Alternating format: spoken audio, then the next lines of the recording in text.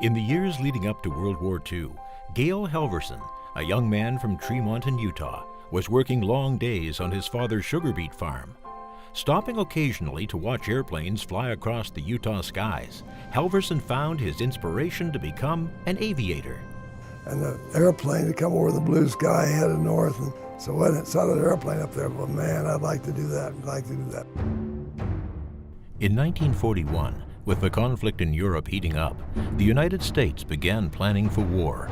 The need for new pilots was crucial. The government knew that we were going to probably get in a conflict.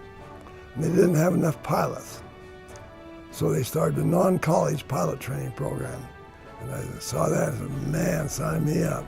Halvorsen joined the Army Air Corps and trained as a fighter pilot with a group of British pilots in Oklahoma. But when training was complete, he was given the job of flying cargo planes. I was disappointed. You know, you do what you're ordered to do, and so I made the most of it. Got me in a position to drop parachutes, but with candy bars instead of bombs.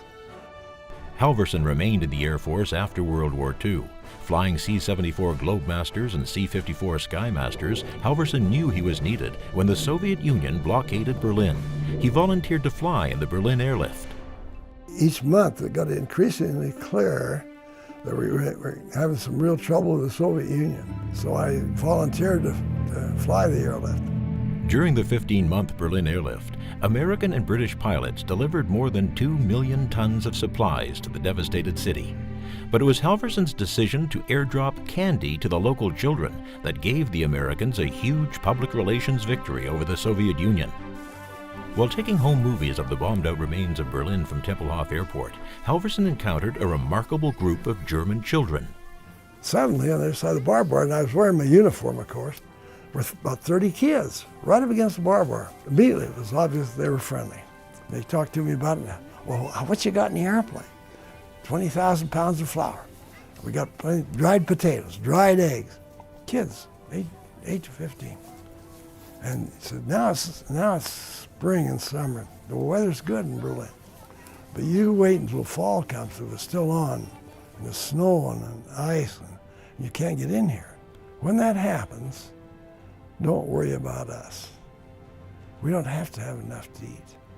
Just don't give up on us. Someday we'll have enough to eat.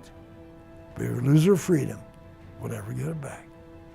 Kids fresh out of Hitler. Give me a lesson, American, and how important freedom was. I stood there amazed. Halvorsen got the idea to drop chocolate bars and candy to the children below.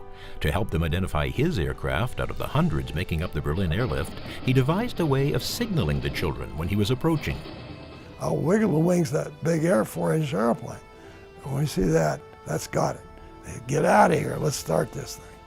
So I went back to Rhine-Main then and went to my co-pilot. I said, give me a ration. We couldn't buy it all in one. Give me a ration. What for? You are? You got permission? No. You're going to get us in trouble. I haven't got enough stuff for 30 kids. So the co-pilot gave me the ration. I had 3 weeks of rations, chocolate bars, big double handful of chocolate bars. So before I went on the mission, I tied the candy bar on the end of strings on a parachute and threw it out the loft of the barn to get the best way to pack it, how to roll it. And some of the guys saw me doing it. So what you doing? I said, I'm just experimenting. I don't want anybody to know about it, except my crew. I said, don't tell anybody or get me in trouble. And then the next day before noon, came over to Berlin, it was clear. And there's those 30 kids in a knot, right on the approach before the barbed wire fence. They hadn't told a single soul, I'm sure. And wiggled the wings and they just blew up. Came around over the top of them and he shoved it out. Couldn't tell where it went. So when he taxied out to takeoff, though, we had to go along the barbed wire fence. And there through the barbed wire with 3 handkerchief parachutes on the end of arms, waving at all the airplanes, and their mouths were all going up and down. And we all waved at them and said, holy cow, hope nobody saw that. Halvorsen's humanitarian idea spread. Soon, other pilots were donating their candy rations to the effort. The top brass at Tempelhof got wind of his candy bombing and made it an official practice.